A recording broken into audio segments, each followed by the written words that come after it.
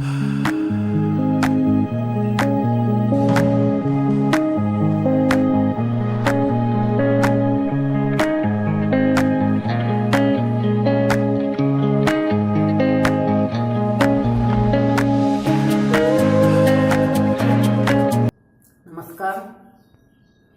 आत्ताच्या या व्हिडिओमध्ये आपण मेंदूचा विकास ही संकल्पना अधिक व्यापकपणाने लक्षात घेणार आहोत.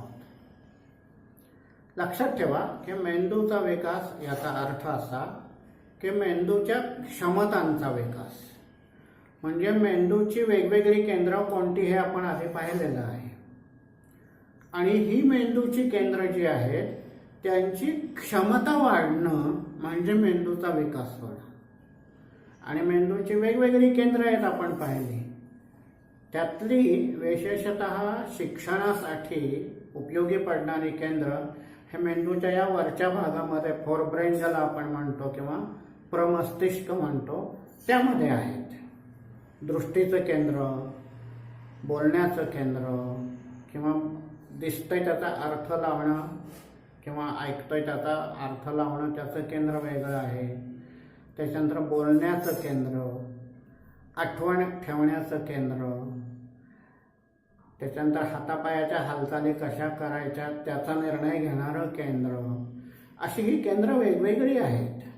आणि ह्या सगळ्या केंद्रातल्या पेशी जरी जन्माच्या आधी तयार झालेल्या असल्या तरी त्यांचा विकास होणं हे मात्र जन्मानंतर घडायला सुरुवात होते. आणि वयाच्या 5-6 वर्षापर्यंत ते काम अव्याहतपणे खूप वेगाने चाललेलं असतं, प्रचंड वेगाने चाललेलं असतं. पुढं तो वेग कमी होतो.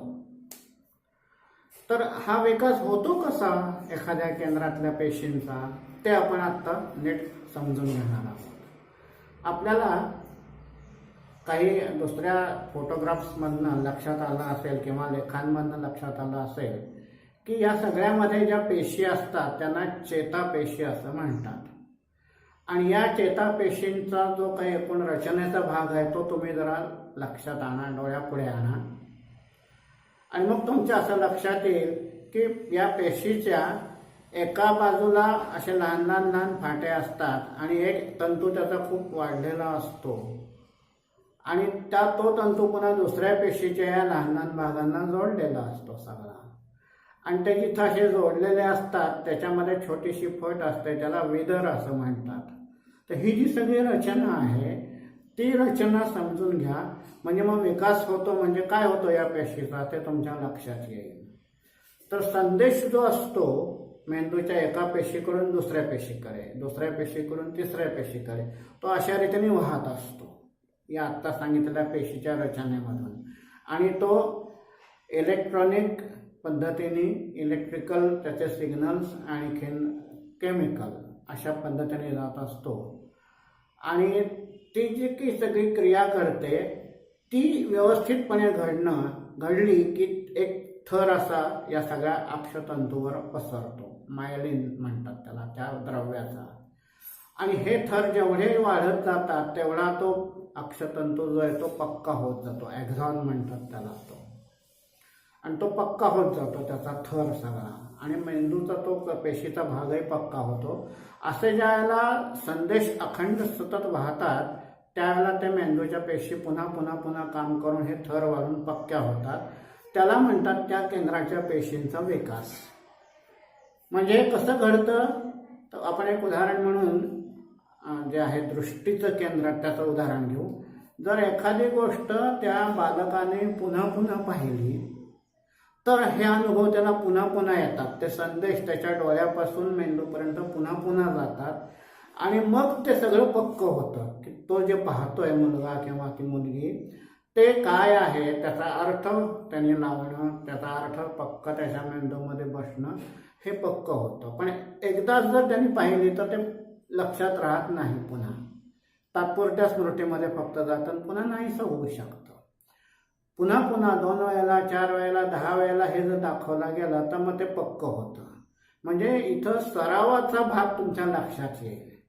एखादी गोष्ट मुलाला पुन्हा पुन्हा दाखवणं, एखादा रंग, त्याचा शब्द सांगितला की ऐकता येतो, रंग दाखवला की डोळ्याने दिसतो, हा निळा रंग आहे कागदाचा, असं दाखवलं त्याला पुन्हा पुन्हा वेगवेगळ्या कारणांनी, की जा ते निळ्या रंगाचं कापड आण, जा तिथं निळा जो कागद आहे तो घेऊन ये, जा हे 5-6 कागद वेगवेगळ्या रंगाचे त्यातला मला निळा कोणता ते सांग. असं जर त्याला वेगवेगळ्या प्रकारचा सराव दिला तर मग ते पुन्हा पुन्हा पाहिलं जातं. आणि मग निळा रंग हा जो आहे रंगाचा कन्सेप्ट आहे, ही जी संकल्पना आहे, रंग कोणता आणि तो निळा कोणता हे ओळखायचं कसं, हे सगळं डोक्यात पक्क तयार होतं. याला म्हणायचं असतं त्या पेशींचा विकास. आणि केव्हा घडतं? पुन्हा पुन्हा पुन्हा हे अनुभव दिले तर आत्ता मी म्हणालो हे जे खेळ आहेत याला अनुभव म्हणायचं. आणि हे अनुभव बालकाला सतत मिळावे लागतात. कुठेही, कुटुंबामध्ये असोत, शाळेमध्ये असोत, बालवाडीत किंवा प्राथमिक शाळेत किंवा मोठ्या शाळेत किंवा समाजामध्ये बाहेर मुलं इकडं तिकडं फिरत असतात, म्हणजे कामासाठी म्हणा किंवा कशासाठी, रस्त्यामध्ये, बागेमध्ये, आईवडिलांबरोबर, दुकानात, मंडईत वगैरे हे अनुभव सारखे मिळत असतात. आणि त्यातनं असं हे मेंदूला सतत काहीतरी ऐकायला मिळत असतं, पाहायला मिळत असतं, हाताने काहीतरी करण्याचं त्याला जमत असतं. तर हे अनुभव सतत मिळणं, यामुळे मेंदूचा विकास होत असतो. तर हे सगळे शब्द नीट लक्षात घ्या. मेंदूची वाढ, मेंदूचा पेशीचा विकास, अनुभव म्हणजे काय, आणि हे अनुभव सातत्याने दिले जाणं, त्याचा सराव मुलाला होणं म्हणजे काय, ते आता या सगळ्या आपल्या चर्चेतून तुमच्या लक्षात आलं असेल.